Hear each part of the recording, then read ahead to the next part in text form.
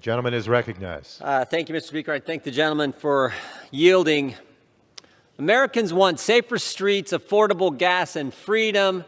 Instead, Democrats give us record crime levels, record inflation, and another bill attacking President Trump, sponsored by the guy who spent years misleading the Congress and, more importantly, the country on Trump-Russia investigation, on the Mueller investigation, on impeachments. Remember when the sponsor of the bill said that his office didn't meet with the whistleblower? Found out that wasn't true. Remember when the sponsor of the bill told us that we would hear from the whistleblower during impeachment? We'd actually have real process instead of having hearings and depositions in the basement, in the bunker of the Capitol. Remember when the sponsor told us this? That there was more than circumstantial evidence that President Trump colluded with Russia? That turned out to be false. Bob Mueller said it was false. Everyone knew it was false. In fact, it was such baloney, even the Washington Post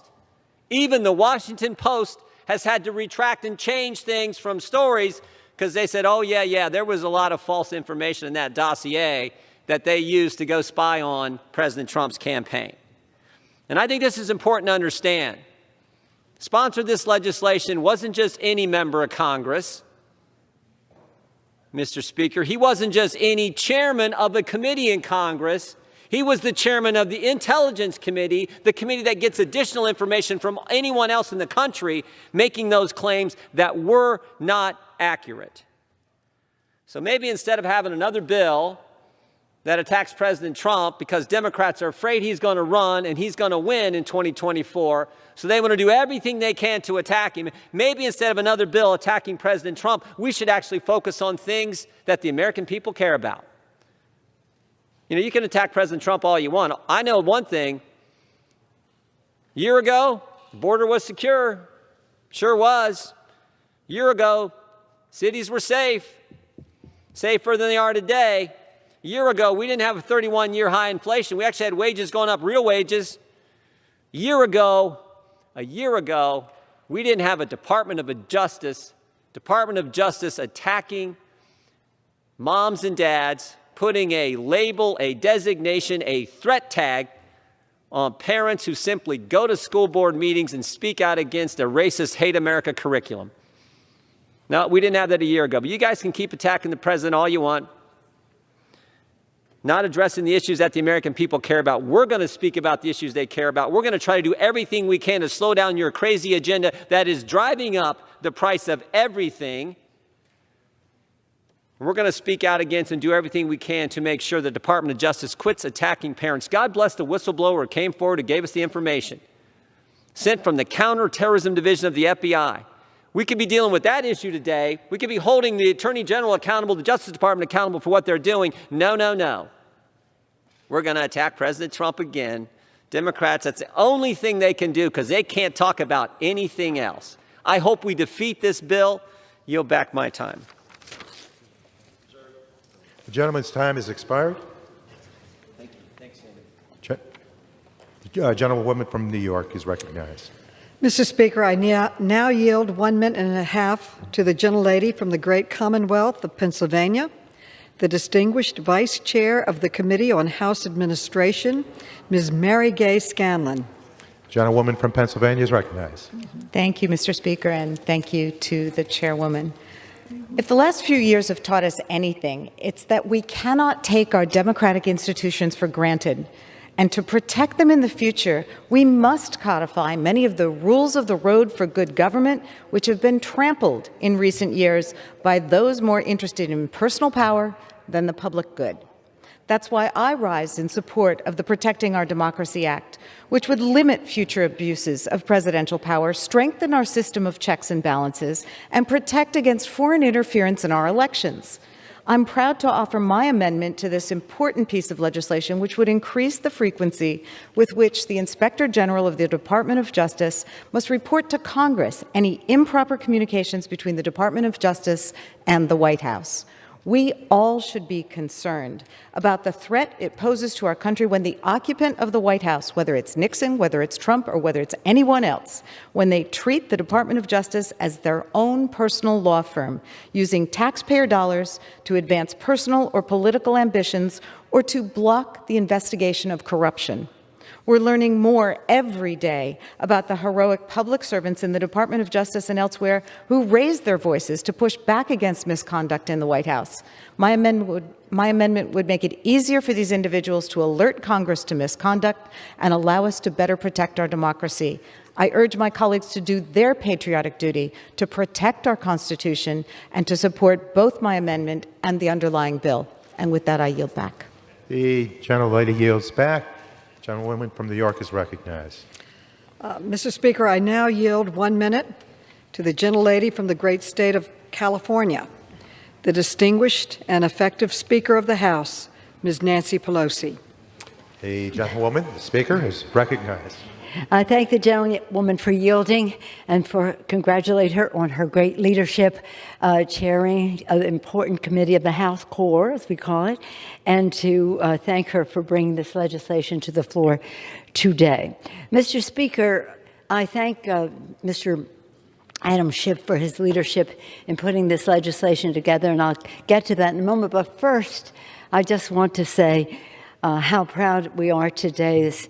Every day that we serve in this House, a House of the people, is a privilege. No matter what honors others may bestow to us in this House, whether we are Speaker or Leader or Whip or whatever, no honor is greater than to be able to step on the floor and say that we speak for the people of our district, that they have chosen us to come here, as was intended by our founders. 245 years ago, in an act of daring that would redefine the world, our founders, imagine the courage they had, declared their independence from an oppressive monarch.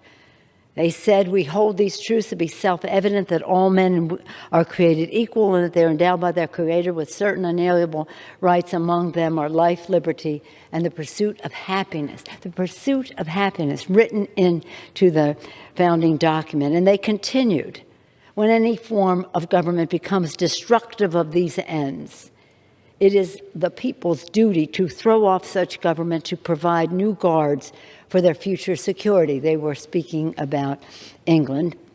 Our founders would then forge those guards for our own government, the democratic institutions enshrined in the Constitution, which for nearly 2.5 centuries have safeguarded the security and well-being of the American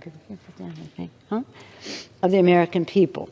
But disturbingly, the last administration saw our democracy in crisis with a rogue president who trampled over the guardrails protecting our republic.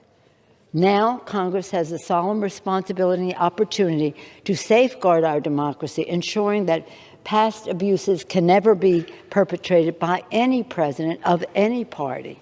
The Protecting Our Democracy Act ensures the strength and survival of a democracy of, by, and for the people, defending the rule of law, revitalizing our system of checks and balances, and restoring our democratic institutions. Thank you to Chairman Adam Schiff, the chair, and the chairs of the committees of jurisdiction, Judiciary being one of those, Core another, and many co-sponsors for their leadership on this transformative package of democracy reforms, which will put in place essential safeguards to prevent any president from abusing the public trust, no matter what his or her party is. This legislative package is sweeping and future-focused, looking to the future, designed to restate the rule of law now and for generations to come.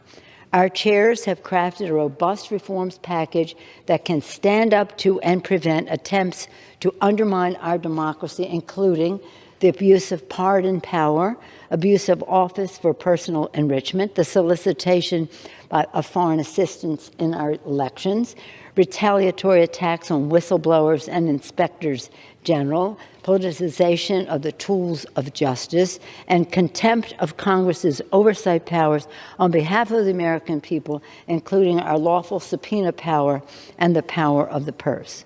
These steps ensure that no one, not even a president, is above the law. During the Constitutional Convention, one of our founders, George Mason, asked, "Shall any man be above justice?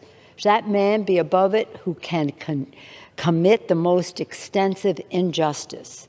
In his great wisdom, George Mason knew that the injustice committed by the president erodes the rule of law, the very notion, the idea of fair justice, which is the bedrock of our democracy. And if we allow a president to be above the law, we so surely do to the peril of our republic. Addressing presidential abuse, therefore, goes to the very heart, the very survival of our democracy. We are a democracy. 3 co-equal branches of government, each a check and balance on the other. That cannot be undermined. Otherwise, we are a monarchy. And that is what we chose not to be. Let me close by recalling another scene from that Constitutional Convention. On its final day, as our Constitution was adopted, Benjamin Franklin was greeted by folks as he descended the steps from Independence Hall. People know this story. Children in school learn it. The people asked, "What do we have, a republic or a monarchy?" Benjamin Franklin responded, "A republic if we can keep it."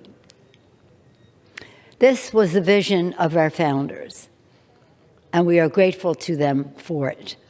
This is what our men and women in uniform defend: freedom, our democracy, and we are grateful to them for it. This is what we owe our children as we go forward, to meet their aspirations to live in the United States of America with liberty and justice for all, and we are responsible for it. May we be worthy of the vision of our founders, the sacrifice of our men and women in uniform, and the aspirations of our children.